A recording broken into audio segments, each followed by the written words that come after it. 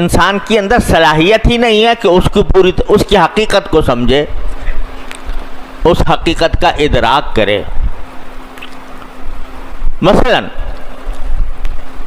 اللہ تعالیٰ نے جگہ جگہ اپنی قدرت کا، اپنی حکمت کا، ان چیزوں کا ذکر کیا ہے۔ تو اللہ تبارک و تعالیٰ موجود ہے، وہ کائنات کا خالق ہے، اس نے سارے انسانوں کو پیدا کیا، ساری کائنات کو پیدا کیا۔ یہ تو بالکل قرآن میں جگہ جگہ لکھا ہوا ہے اور اس کے معنی سمجھنے میں کوئی دشواری نہیں ہے۔ لیکن بعض آیتیں ایسی آتی ہیں کہ ترجمہ تو سمجھ میں آ گیا ان کا، لیکن اس کی حقیقت کیا ہے یہ پتہ نہیں چلتا، انسان کے بس سے باہر ہے۔ مثلا اب یہی کہا کہ اللہ تعالیٰ جب کسی چیز کا ارادہ فرماتے ہیں تو کن کہہ دیتے ہیں، وہ ہو جاتی ہے۔ اب کن کس طرح کہتے ہیں، کیا اس کی کیفیت ہوتی ہے اور کس طرح وہ ہو جاتی ہے، عدم سے کیسے وجود میں آ جاتی ہے، اس کی کیفیت کیا ہے، اس کی حقیقت کیا ہے، کس طرح ہوتا ہے، یہ ہمارے آپ کے سمجھ سے بالاتر ہے۔ قرآن نے کہا کہ اللہ تعالیٰ نے زمین پیدا کی، آسمان پیدا کیا، پھر عرش پر بیٹھ گیا۔ اب عرش کیا چیز ہے اور عرش پر بیٹھنے کا کیا مطلب ہے، اور وہ کس طرح بیٹھا؟ وہ کوئی انسان تو ہے نہیں، کوئی جسم تو ہے نہیں، کوئی ایسی چیز تو ہے نہیں کہ وہ عرش پہ بیٹھ جائے جا کے۔ تو جو مطلب ہماری سمجھ میں آتا ہے لفظی ترجمہ کہ عرش پر بیٹھ گیا،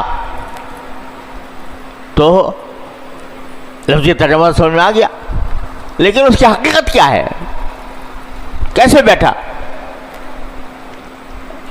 آیا اس طرح بیٹھا جیسے کہ ہم اس کرسی پہ بیٹھے ہیں، زمین پہ بیٹھے ہیں؟ الیاذ باللہ، یہ تو ہو ہی نہیں سکتا، کیونکہ اللہ تبارک و تعالیٰ کی ذات اس بات سے بالکل ماورا ہے، وہ کوئی جسم نہیں ہے۔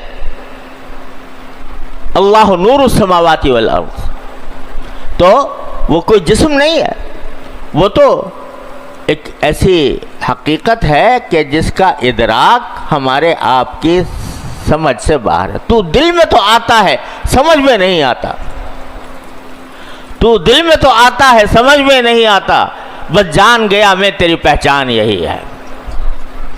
تو آپ ہر قدم پر انسان کا دل گواہی دیتا ہے کہ میرا مالک ہے کوئی، میرا خدا ہے کوئی۔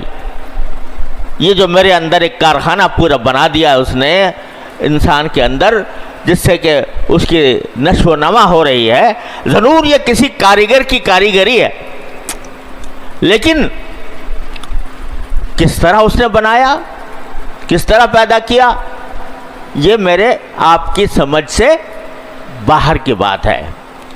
تو دل میں تو آتا ہے، سمجھ میں نہیں آتا کہ کس طرح تو نے یہ کام کیا۔ تو ایسی کچھ آیتیں ہیں جن کو متشابہات کہا جاتا ہے کہ ان کی حقیقت یہ جو میں نے کہا کہ عرش پر بیٹھا، تو عرش پر بیٹھنا کیا مطلب ہے، کس طرح بیٹھا، کیا اس کی حقیقت ہے، اس میں اس کو کہیں گے کہ یہ متشابہات میں سے ہے۔ ارے بھائی اس چکر میں نہ پڑو کہ وہ کس طرح بیٹھا کس طرح نہیں بیٹھا، اس کی حقیقت کیا ہے، تمہاری عقل محدود ہے، وہ اس کا تصور کرنے سے عاجز ہے۔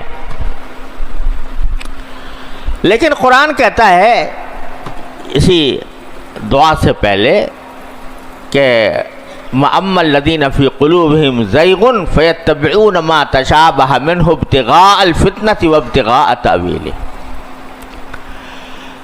ہم نے دو قسم کی آیتیں نازل کی ہیں، متشابہات بھی ہیں، تو جو جن لوگوں کے دلوں میں کجی ہے نا، وہ محکمات کو تو کی طرف تو کوئی خاص توجہ نہیں دیتے، جو بالکل صاف صاف سیدھی سیدھی باتیں قرآن کریم کے اندر ہی آئی ہیں، جو احکام آئے ہیں کہ بھئی یہ کرو یا نہ کرو، یہ حلال ہے یہ حرام ہے، سیدھی سیدھی بات ہے، اس کے اوپر عمل تو کرتے نہیں اور اس کی طرف فکر نہیں کرتے۔ اور جو یہ متشابہات ہیں جو ہماری عقل سے ماورا ہیں، سمجھ سے ماورا ہیں، ان کے پیچھے لگ جاتے ہیں، اس پہ بحثیں کرتے ہیں، اس میں بھئی استواء العرش جو ہے وہ حقیقی معنی مراد ہے یا مجازی مراد ہے، اور حقیقی معنی ہے تو کیا ہے، اس کی حقیقت کیا ہے، اس کی کنہ کیا ہے، اس میں پڑ جاتے ہیں۔ اللہ بچائے۔ تو قرآن کہتا ہے کہ یہ لوگ اس قسم کی چیزوں میں پڑے رہتے ہیں، وہ دل میں ان کے کجی ہے۔ فی قلوبہم زیغ فیتبعون ما تشابہ منہ ابتغاء الفتنۃ وابتغاء تاویلہ۔ اس کا نتیجہ یہ کہ فتنہ پیدا کرتے ہیں، فتنہ پیدا کرتے ہیں۔ ایسی باتیں جن کے اوپر ایمان کا کوئی دار و مدار نہیں، نہ ان کی حقیقت معلوم ہونا ہمارے لیے کوئی ضروری ہے، نہ ممکن ہے، اس کے پیچھے کیوں پڑتے ہو؟ تو قرآن کہتا ہے کہ وَأَمَّا الَّذِينَ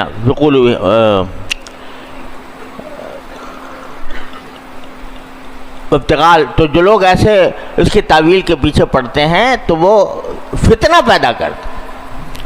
اور یہ فتنہ آپ کو یہاں اندازہ نہیں ہے، ہمارے ہاں